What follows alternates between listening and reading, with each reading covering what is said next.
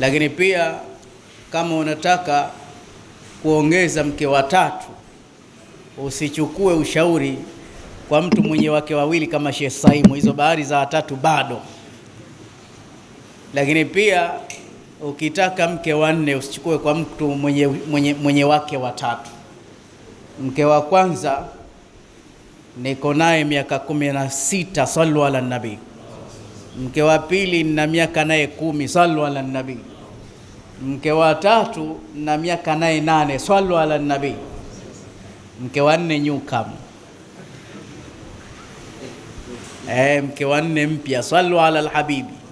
Kwa hiyo nikikwambia kitu ni kitu nimeki experience. Sasa sikiliza, sadaka, naamini sana katika sadaka hii 10,000 ya kwanza. Namwomba Allah ile ndoa ya kwanza idumu, semeni amin. Hii 10,000 ya pili, kwa sababu sadaka inaondosha mabalaa. Ndoa ya pili idumu, semeni amin. 10,000 ya tatu, chuma cha tatu kidumu, semeni amin. Hii ya 4, chuma cha 4 kidumu, semeni amin. Sheikh Eid na Sheikh Shafi, mtu tafutie kama hakuna khumasa sudasa, kama kunaendelea tuongeze tu, swallu ala nabii. Mwisho wa 4 inshallah taala. Na wewe uliokuepo hapa mwenye chuma kimoja, Allah akidumishe, sema amin. Lete sadaka, lete sadaka hizi amin za watu karibia 200, itakubalika, itakuwa kheri inshallah. Tusemeni amin. Lete 10,000 kwa ajili ya ndoa yako, semeni tena amin. Tena muelewane na Mungu afungue watoto na maisha, semeni amin. Waislamu semeni tena amin. Ndoa ni maisha Waislamu. Mtu mmoja nilimwona siku moja, ambia jeuri ile, unaona ana wake wawili bwana, ana wake watatu, hela hiyo. Uongo. Mimi nimeoa wake watatu mweupe kama karatasi, isipokuwa yale niliyoyasema mimbarini. Allah anaweza, hawezi? Nimeanza mimi Waislamu, mwingine inshallah. Lete bwana, mahusiano yanatusumbua, alafu subiri tupigane pasi muda mchache. Nyuma yangu kuna Sheikh Shafi, ushai kumuona huyo? Haya, fanya subra inshallah, ndugu yetu huyo. Mwenyezi Mungu amtengenezee mahusiano yake fi dunia wala akhira, aone raha ya ndoa yake, semeni amin jamani. Mwingine inshallah, mwingine dua yake tuunganishe hapa. Mwingine dua yake tuunganishe hapa. Naam. Mwingine yuko wapi? Kwa nini leo peke yangu jamani? Hatari. Mapadri humu marufuku inshallah taala. Na mzee wetu naye Mungu amtengenezee mahusiano yake, semeni amin. Mwingine inshallah, kabla sijaanza kuzungumza kwa kifupi kabisa, mwingine mwenye wake wawili inshallah, mwenye watatu. Mwingine anasema ningekuja, lakini kamera hizo usioe kisirisiri. Ndoa za sirisiri zina madhara. Mtume sallallahu alaihi wasallam ametueleza, tangazeni ndoa msikitini, swalieni majeneza nyumbani. Wewe unaoa kisirisiri, hakuna ndoa ya mchana tu. Angalia ukifa hivyo vizuka vinavyotokea sasa. Hapa kuna kizuka na watoto wawili aliachwa, kumbe alimaliza. Ndoa lazima itangazwe, ndoa itangazwe. Swallu ala nabii. Leteni basi sadaka zenu. Unaona hamna kitu hapa Waislamu. Haya, mmoja apite tena na kapu, kamera zinatisha, alafu niseme vitu kidogo inshallah taala. Waislamu, jambo la kwanza kabisa kuhusiana na ndoa, usioe. Na wanawake wachukue upande wa pili, usiolewe. Usioe mtu unayemfahamu, usioe mtu unayemjua. Usioe mtu unayemfahamu, oa mtu unayemjua. Ulomuoa unamfahamu au unamjua? Kumfahamu mtu ni hivi, kuonana juu tu. Memona kwenye mtandao, tumekutana kule msikitini, hii kufahamiana. Usimuoe mtu kwa sababu unamfahamu, muoe mtu kwa kumjua. Ili umjue, kwanza jua mahusiano yake kabla yako. Kutana naye, ongeeni, uliza historia ya mahusiano yake kabla yako, na ili akupe fakti kwanza wewe uwe mkweli, usiwe na kificho. Watu wengi tuna fake life, hasa katika ishu za uchumba. Wanasema wataalamu, afadhali uvunje, uharibu kwenye uchumba, lakini ujenge kwenye ndoa. Jamaa, ndivyo sivyo? Lakini mimi na wewe kwenye ule uchumba, siku unaenda kuposa, kwanza unaazima joho, na wakati wewe una joho, unaazima noa, unaenda kwa makeke kama yote, afu zilela zinakaa pembeni, zinaonekana, kumbe una kitu. Basi mtoto wa watu akikuona anachanganikiwa, baby gari lako zuri, ambia na nimeagiza jingine la kazini, ili nitakuachia wewe, kumbe umekodi. Zamani tunazima mpaka redio. Nenda na uwazi, ukifika funguka, mwambie bwana, mimi bwana, kabla ya kuoa nao watoto wa mazoezi hawa 3, watoto wa nje ya ndoa, sema. Utaona naye anafunguka. Hata mimi nao 4, 2 wapo kwa babu na kwa shangazi, mkichanganya si familia hiyo? Sasa wewe unaenda kimya, lazima mjuane. Lakini kitu cha pili, umuoe mtu mwenye hofu ya Allah. Mwenye hofu ya Allah. Wewe jazba yako dini, unamleta mtu jazba yake dunia, mtakuwa hamuelewani.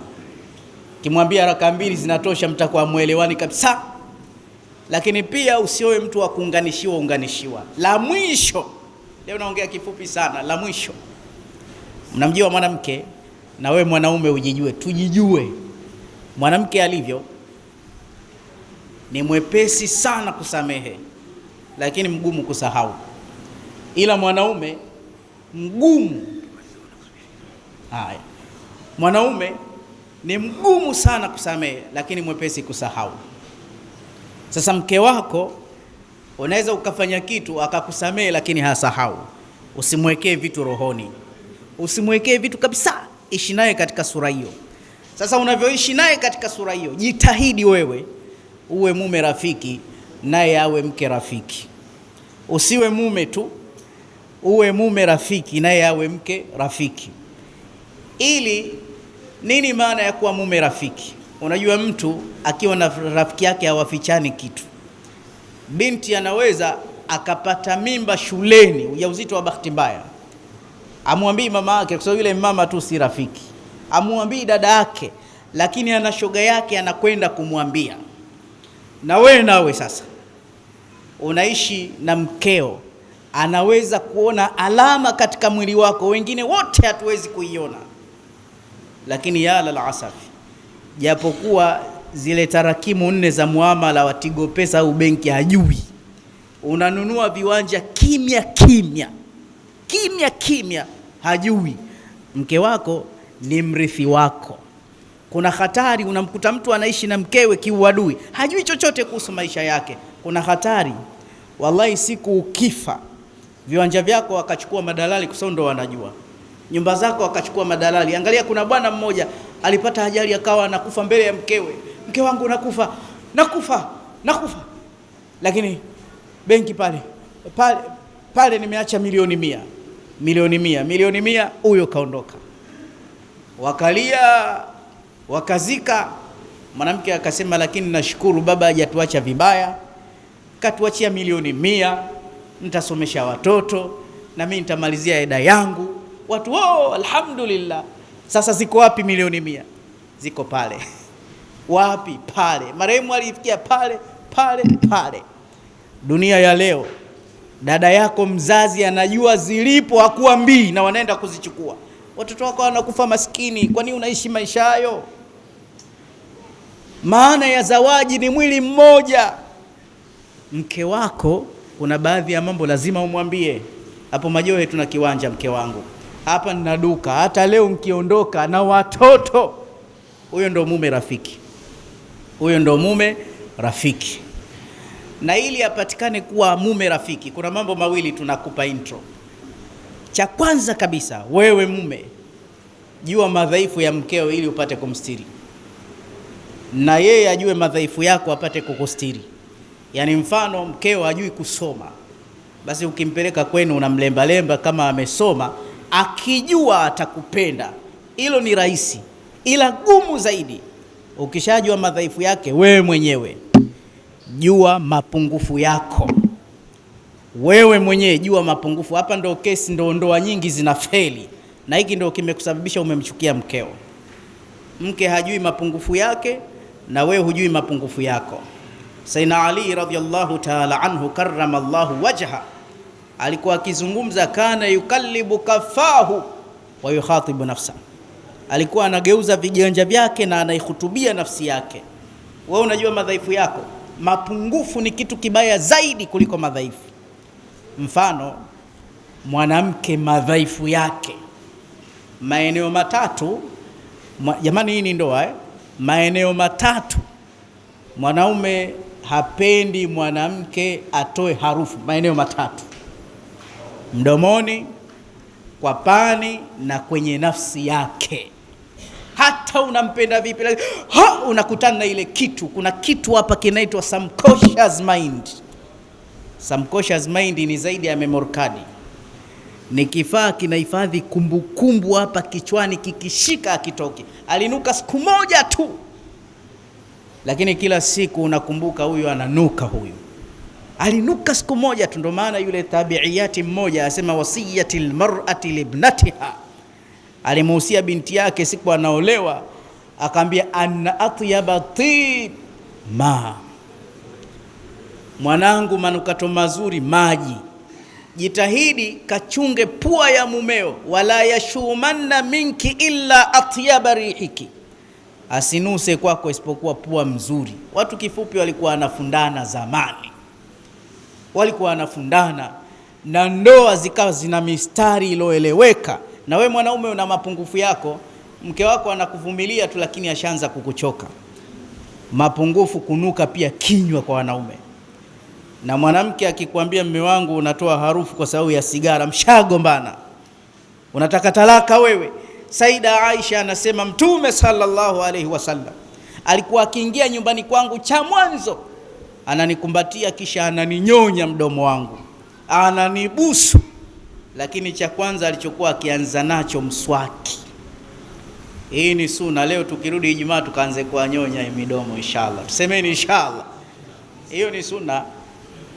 Wanasema mwanaume kwa siku itakiwa afanye mambo 6 kwa ajili ya mkewe. Nataja mawili tu. Wanasema jambo la kwanza kabisa, inatakiwa kwa siku umkumbatie mke wako zaidi ya mara 20. Umkumbatie kwa mbele, umkumbatie kwa nyuma, kwa sababu kumbatizi la mwanaume lina vitamins. Si unaona hata watoto wadogo, baba kwa siku pamoja na ubize itakiwa umbebe mtoto mara 2, umkumbatie, tena uendelee mpaka afike miaka 11. Unatengeneza kichwa chake, capacity ya ubongo inatengenezeka. Kwa hiyo kumbatizi la mwanaume kwa mwanamke linaleta sakan na tiba, lakini ili iwe ina maana, ziwe za surprise, sio za kumpangia. Sio uanze kupiga simu, halo, kota kuna shughuli, jiandae nikija nitakukumbatia, hatari. Wanasema iwe za surprise. Mama Aisha alikuwa mutahaidha, damu ya hedhi imemtoka. Mtume ambia, njoo nikukumbatie. Akamwambia, hidtu ya Rasulullah, mimi mchafu. Ambia, haidhatuki laysat biyadiki, bwana, hedhi haiko mkononi, njoo. Akawa anaenda anamkumbatia. Wanasema umkumbatie sana mke wako, alafu kwa siku umwambie nakupenda, kama unavyovuta uradi, nakupenda. Kwa sababu kisaikolojia wanasema kila baada ya dakika 3 mwanamke anasahau kama anapendwa. Kwa hiyo kidogo I love you, kama ni Kisambaa mwambie Kisambaa, kama ni Kichina mwambie, lakini mwambie nakupenda. Haya maneno haya tuliyasema siku za ndoa. Jamani, tunawaambia, sio? Tunawaambia nitoe mtihani. Wewe unaona mchezo?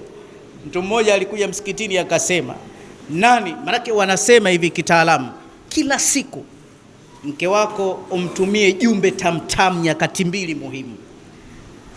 SMS tamtamu wakati 2 muhimu. Ule wakati akitoka kulala pale, msukumie message, japo mpo wote kwa pamoja. Mwambie mtamu wa samaki umle na wali. Andika maneno mazuri, utaona bwana, alafu wakati akiingia kulala msukumie message pale. Sasa mtu mmoja akauliza tu msikitini, mnafanya hivyo, mnatumia jumbe? Ambia ndio. Kweli? Ndio. Ambia haya, kila mmoja anamuomba sasa hivi amsukumie mke wake message, amwambie I love you, amwambie nakupenda. Basi kila mmoja akatoa simu, tatata, I love you, I love you, I love you. Kama dakika 2 zikaanza kurudi message tatata. Yule bwana akasema sasa kila mmoja ampe jirani yake simu yake, badilishaneni tusome jumbe hizo, kila mmoja abadilishe, alafu asome message ya jirani yake kwa nguvu. Unaona mchezo? Iliporudi message ya kwanza, majibu yamerudi makubwa. Umeona hatari hiyo?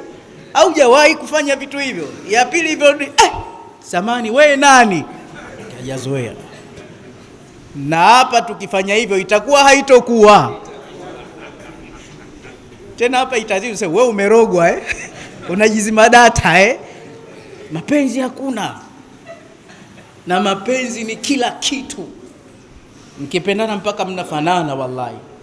Sasa leo vitu vidogo vidogo tu tunawatweza hao wanawake, hatuelewani. Kwa hiyo ndoa ina umuhimu mkubwa, na wallahi nikwambieni Waislamu, ukiipatia ndoa utaenjoy. Mtume sallallahu alaihi wasallam asema dunia ni starehe, lakini starehe yake kumpata mwanamke mwema, mwanamke mzuri, mkawa mnaelewana. Na la mwisho sasa kufunga maneno, la mwisho kufunga maneno, ili Sheikh Shafi apate kusalimieni na tuende na kwa kina mama hapo juu. Fuateni sana nasaha za kitabu cha Allah na mtume wake sallallahu alaihi wasallam. Baadhi ya nasaha zimetuchoma kweli kweli. Allah anasema fankihu ma taba lakum minan nisa, oweni wale mnaowapenda. Yani usimuoe mtu mpaka umpende, Allah anasema. Lakini shehe wako anakuambia, shekhe, usiangalie uzuri, usiangalie sura, dini tu, hivyo vingine achana navyo. Huyu kakuchoma huyu. Mmenielewa jamani? Usiangalie uzuri tena. Qur'ani inasema angalia choice yako. Unajua mwanamke ana viungo 99 vya uzuri. Unavijua wewe? 3 ndo vikubwa. Swalla ala alhabibi. Aya cha kwanza unakijua? Unakijua? Niseme nisiseme? Ongeza 10 hapa ni mwage madini sasa hivi. Kiungo cha kwanza, thadiyaiha, kile kifua cha mwanamke hatari. Wanasema sawadu adham, 99% kundi kubwa la wanaume wakikutana na wanawake, sehemu ya kwanza kutizama kifuani. Jamani, ndivyo sivyo? Wachache wataangalia vingine kwanza hapo. Na ukitizama hapo kuna ala hapo, wanasema mtu akipata fursa akatizama kiungo hiki hapa cha mke wake, anapata vitamins, afya inakaa vizuri mwilini. Tumeelewana vizuri? Kiungo cha pili ndo inakuja sura. Kiungo cha 3 ndo umbile lake. Na angalia Allah alipokuwa mwadilifu, hamnyimi vyote. Atakosa hichi, atakuwa na hichi, au akampa vyote. Sasa mwanamke ni saitimira yako, lazima umuelewe. Kama wewe unamtaka mweupe, hakikisha mpaka unampata mweupe. Kama unamtaka mweusi, hakikisha mpaka mweusi umpate. Kwa sababu ukiingia chumbani unakutana naye, ukiingia bafuni unakutana naye, jikoni unakutana naye. Shekhe, kama hujamuelewa, dhambi ya kwanza ya kuhifadhi macho inakushinda. Tumeelewana vizuri? Utakuta ukitoka tu hapo nje ya msikiti shingo kama feni hivi. Watu waambia kulli lilmu'minina yaghuddu min absarihim, wewe unageuka kwa sababu umemwona mwanamke mweupe ndio unampenda. Tumeelewana vizuri Kwa hiyo hakikisha huyu mrefu mfupi ndio unampenda, kwa sababu Waislamu, nyumba inaweza ikaungua sababu ya shoti dogo tu. Lakini mnaijua shoti ya mwili? Shoti ya mwili ni jicho. Ile jicho lile likitizama vibaya ndio linamsababisha mtu kwenda kuzini. Ahmad Shauki anasema hivi, kuna stage 5 za mtu kufanya zinaa. Stage ya kwanza nadhuratun, ile kutizama tu. nadhrat masmuma sahamu min sihami iblis faman tarakaha min ajlillah abelaltu lahu halawata al-iman yajiduha fil qalbi. Kutizama kwa sumu ni mshale miongoni mwa mishale ya Ibilisi. Atakayeacha kutizama kwa ajili ya Allah, Mwenyezi Mungu atampa utamu wa imani, atauhisi moyoni. Kwa hiyo jambo la kwanza, kwa sababu mke wako hukumridhia, unaanza kutizama. Dhambi kubwa hiyo, na macho hayashibi, na kilemba ulichokuwa nacho unatizama tu. Nadharatun. Ukishatizama, cha pili, fabtisamatun, unaanza kulegeza sura, unatabasamu. Cha tatu, fasalamun, greetings. Zinaanza sasa salamu. Salamu alaikum. Utafikiri una imani sana. Tena kwa sababu unajua ni salamu ya fitna, huitoi sawa. Salamu vijana we, salamu. Akiitikia tu wa alaikum, wanajiona wacha Mungu wao. Wa alaikum salam wa rahmatullah. Basi kinachoingia fakalamun, maneno. Na vijana wana maneno, Sheikh. Kwanza anasifiwa mwanamke, mashallah ulivyo, yani Mungu kakupa kila kitu, ila kitu kimoja hujapewa. Atauliza nini? Namba zangu za simu hujapewa. Unakwenda na maji. Baada ya hapo, fa mau'idun faliqa. Lakini ukiwa una mke umemridhia, ghadhul basar itapatikana inshallah. Waislamu, wakati nao una mambo, lakini sadaka mmetoa kiasi kidogo sana. Karibuni katika bahari ya kuoa mathna wa thulatha wa rubaa. Tafiti zinasema wanawake ni wengi sana, lazima tuoe kwa wingi tupate kuwanusuru inshallah taala. Tunamuomba Mungu wote tuliobakia msikitini kwa subira zetu azisubirishe ndoa zetu inshallah. Amen. Amen. Tulee watoto wetu, tusiache mayatima, na ndoa za watoto zetu pia zidumu. Na wajane wote ambao wapo, Allah subhanahu wa ta'ala awape wanaume. Na mimi ninaye mjane mmoja, nani anamtaka? Namaliza hapa. Nikupe sifa zake. Yuko dada ambaye mashallah anasomesha kule Kipata. Safi kweli kweli. Sijui kama mpaka sasa hivi anasomesha, raia wa Kenya. Anaongea Kizungu, anaongea Kiarabu, anaongea Kifaransa, ana usafiri wake. Hata kichochote tu ataka kuolewa, na wanaume hicho kitonga anakipenda. Anataka ndoa tu. Nani na nani yuko tayari kunusuru? Nani na nani? Mpo tayari jamani? Nilienda msikiti mmoja nikawaambia, wote wakanyosha mikono. Wako tayari, wanagombania wenzenu. Ila ana ila moja tu. Ana miaka 72.